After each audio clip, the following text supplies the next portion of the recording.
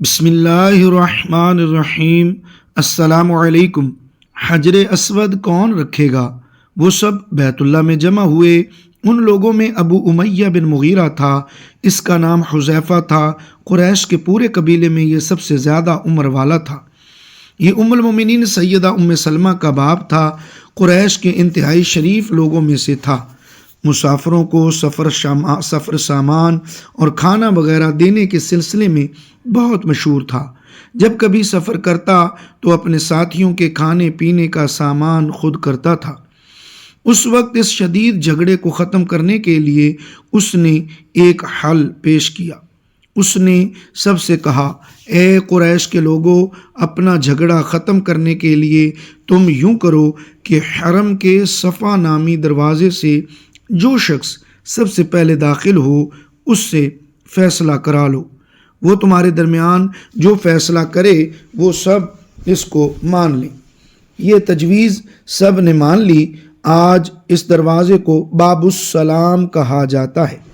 یہ دروازہ رکن یمانی اور رکن اسود کے درمیانی حصے کے سامنے ہے۔ اللہ کی قدرت کے اس دروازے سے سب سے پہلے حضور نبی کریم صلی اللہ تعالی علیہ وسلم تشریف لائے۔ قریش نے جیسے ہی آپ کو دیکھا پکار اٹھے، یہ تو امین ہیں، یہ تو محمد ہیں، ہم ان پر راضی ہیں صلی اللہ علیہ وآلہ وسلم۔ اور ان کے ایسا کہنے کی وجہ یہ تھی کہ قریش اپنے آپس کے جھگڑوں کے فیصلے آپ ہی سے کرایا کرتے تھے۔ آپ کسی کی بے جا حمایت نہیں کرتے تھے، نہ بلا وجہ کسی کی مخالفت کرتے تھے۔ پھر ان لوگوں نے اپنے جھگڑے کی تفصیل آپ کو سنائی۔ ساری تفصیل سن کر آپ نے فرمایا کہ ایک چادر لے آؤ۔ وہ لوگ چادر لے آئے۔ آپ نے اس چادر کو بچھایا اور اپنے دست مبارک سے حجر اسود کو اٹھا کر اس چادر پر رکھ دیا۔ اس کے بعد آپ نے ارشاد فرمایا، ہر قبیلے کے لوگ اس چادر کا ایک ایک کنارہ پکڑ لیں، پھر سب مل کر اس کو اٹھائیں۔ انہوں نے ایسا ہی کیا۔ چادر کو اٹھائے ہوئے وہ اس مقام تک آ گئے جہاں حجر اسود کو رکھنا تھا۔ اس کے بعد نبی اکرم صلی اللہ علیہ وآلہ وسلم نے حجر اسود کو اٹھا کر اس کی جگہ رکھنا چاہا، لیکن عین اسی وقت ایک نجدی شخص آگے بڑھا اور تیز آواز میں بولا، بڑے تعجب کی بات ہے کہ آپ لوگوں نے ایک کم عمر نوجوان کو اپنا رہنما بنا لیا ہے، اس کی عزت افزائی میں لگ گئے ہو۔ یاد رکھو، یہ شخص سب کو گروہوں میں تقسیم کر دے گا، تم لوگوں کو پارا پارا کر دے گا۔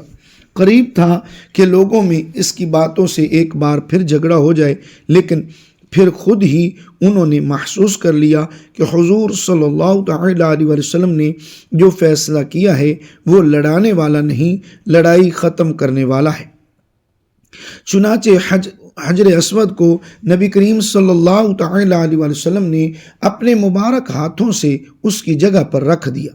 مورخین نے لکھا ہے، یہ نجدی شخص دراصل ابلیس تھا جو اس موقع پر انسانی شکل میں آیا تھا۔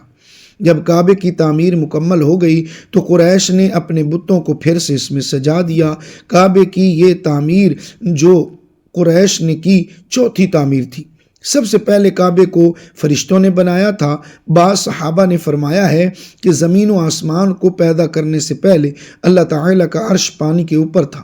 جب عرش کو پانی پر ہونے کی وجہ سے حرکت ہوئی تو اس پر یہ کلمہ لکھا گیا، لا الہ الا اللہ محمد رسول اللہ صلی اللہ علیہ وآلہ وسلم، یعنی اللہ تعالیٰ کے سوا کوئی معبود نہیں، محمد صلی اللہ علیہ وآلہ وسلم اللہ تعالیٰ کے رسول ہیں۔ اس کلمے کے لکھے جانے کے بعد عرش ساکن ہو گیا۔ پھر جب اللہ تعالیٰ نے آسمان اور زمین کو پیدا کرنے کا ارادہ فرمایا تو اس نے پانی پر ہوا کو بھیجا، اس سے پانی میں موجیں اٹھنے لگیں اور بخارات اٹھنے لگے۔ اللہ تعالیٰ نے ان بخارات یعنی بھاپ سے آسمان کو پیدا فرمایا۔ پھر اللہ تعالیٰ نے کعبہ کی جگہ سے پانی کو ہٹا دیا، جگہ خشک ہو گئی۔ چنانچہ یہی بیت اللہ کی جگہ ساری زمین کی اصل ہے اور اس کا مرکز ہے۔ یہی خشکی بڑھتے بڑھتے 7 بر اعظم بن گئی۔ جب زمین ظاہر ہو گئی تو اس پر پہاڑ قائم کیے گئے۔ زمین پر سب سے پہلا پہاڑ ابو قبیس ہے۔ پھر اللہ تعالیٰ نے فرشتوں کو حکم فرمایا، زمین پر میرے نام کا ایک گھر بناؤ تاکہ آدم کی اولاد اس گھر کے ذریعے میری پناہ مانگے۔ انسان اس گھر کا طواف کریں جس طرح تم نے میرے عرش کے گرد طواف کیا ہے تاکہ میں ان سے راضی ہو جاؤں۔ فرشتوں نے حکم کی تعمیل کی، پھر آدم علیہ السلام نے خانہ کعبہ کی تعمیر شروع کی۔ اس کے بعد حضرت ابراہیم علیہ السلام نے خانہ کعبہ کی تعمیر کی۔ اس طرح قریش کے ہاتھوں یہ تعمیر چوتھی بار ہوئی تھی۔ حضور اکرم صلی اللہ تعالی علیہ وسلم کی عمر مبارک 40 سال کے قریب ہوئی تو وحی کے آثار شروع ہو گئے۔ اس سلسلے میں سب سے پہلے آپ کو سچے خواب دکھائی دینے لگے۔ آپ جو خواب دیکھتے وہ حقیقت بن کر سامنے آ جاتا۔ اللہ تعالیٰ نے سچے خوابوں کا سلسلہ اس لیے شروع کیا کہ اچانک فرشتے کی آمد سے کہیں آپ خوف زدہ نہ ہو جائیں۔ ان دنوں ایک بار آپ نے سیدہ خدیجہ رضی اللہ تعالی عنہا سے فرمایا، جب میں تنہائی میں جا کر بیٹھتا ہوں تو مجھے آواز سنائی دیتی ہے، کوئی کہتا ہے اے محمد صلی اللہ تعالی علیہ وسلم۔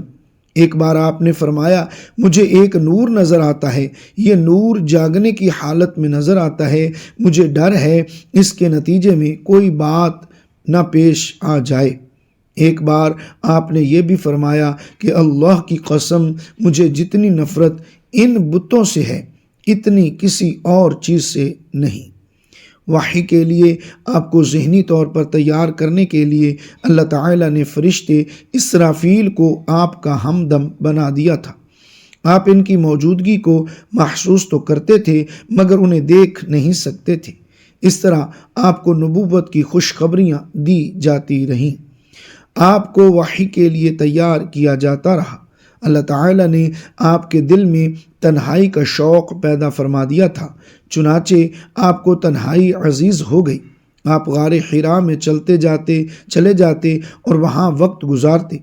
اس پہاڑ سے آپ کو ایک بار آواز بھی سنائی دی تھی، میری طرف تشریف لائیے اے اللہ کے رسول صلی اللہ تعالی علیہ وآلہ وسلم۔ اس غار میں آپ مسلسل کئی راتیں گزارتے، اللہ کی عبادت کرتے۔ کبھی آپ 3 راتوں تک وہاں ٹھہرے رہتے، کبھی 7 راتوں تک، کبھی پورا مہینہ وہاں گزار دیتے۔ آپ جو کھانا ساتھ لے جاتے جب ختم ہو جاتا تو گھر تشریف لے جاتے۔ یہ کھانا عام طور پر زیتون کا تیل اور خشک روٹی ہوتا تھا، کبھی کھانے میں گوشت بھی ہوتا تھا۔ غار حرا میں قیام کے دوران کچھ لوگ وہاں سے گزرتے اور ان میں کچھ مسکین لوگ ہوتے تو آپ انہیں کھانا کھلاتے۔ غار حرا میں آپ عبادت کس طرح کرتے تھے، روایات میں اس کی وضاحت نہیں ملتی۔ علماء کرام نے اپنا اپنا خیال ضرور ظاہر کیا ہے۔ ان میں سے ایک خیال یہ ہے کہ آپ کائنات کی حقیقت پر غور و فکر کرتے تھے اور یہ غور و فکر لوگوں سے الگ رہ کر ہی ہو سکتا تھا۔ پھر آخرکار وہ رات آ گئی جب اللہ تعالیٰ نے آپ صلی اللہ علیہ وآلہ وسلم کو نبوت اور رسالت عطا فرما دی۔ آپ صلی اللہ علیہ وآلہ وسلم کی نبوت کے ذریعہ اپنے بندوں پر عظیم احسان فرمایا۔ وہ ربیع الاول کا مہینہ تھا اور تاریخ 17 تھی۔ بعض علماء نے یہ لکھا ہے کہ وہ رمضان کا مہینہ تھا کیونکہ قرآن رمضان میں نازل ہونا شروع ہوا تھا۔ 8ویں اور تیسری تاریخ بھی روایات میں آئی ہے، اور یہ پہلا موقع تھا جب جبرائیل علیہ السلام وحی لے کر آپ کی خدمت میں حاضر ہوئے۔ اس سے پہلے وہ آپ کے پاس نہیں آئے تھے۔ جس صبح جبریل علیہ السلام وحی لے کر آئے وہ پیر کی صبح تھی، اور پیر کی صبح ہی آپ اس دنیا میں تشریف لائے تھے۔ آپ فرمایا کرتے تھے کہ پیر کے دن کا روزہ رکھو کیونکہ میں پیر کے دن پیدا ہوا، پیر کے دن ہی مجھے نبوت ملی۔ بہرحال اس بارے میں روایات مختلف ہیں۔ یہ بات طے ہے کہ اس وقت آپ کی عمر مبارک کا 40واں سال تھا۔ آپ اس وقت نیند میں تھے کہ جبریل علیہ السلام تشریف لائے۔ ان کے ہاتھ میں ایک ریشمی کپڑا تھا اور اس کپڑے میں ایک کتاب تھی۔ محترم ناظرین، اللہ پاک کی بارگاہ میں دعا ہے کہ اللہ کریم ہمارا خاتمہ ایمان پر فرمائے، ہماری تمام مشکلات آسان فرمائے اور میرے تمام ویورز کو اللہ پاک خوشیاں نصیب فرمائے، آمین۔ محترم ناظرین، ویڈیو اچھی لگے تو اس کو لائک کیجئے، ثواب کی نیت سے شیئر ضرور کیجئے، اور ہو سکے تو کومنٹ باکس میں اللہ پاک کے 99 ناموں میں سے ایک نام ضرور ٹائپ کیجئے گا۔ اگلی ویڈیو تک کے لیے اجازت دیجئے، دعا میں یاد رکھیے گا۔ شکریہ، اللہ حافظ، السلام علیکم۔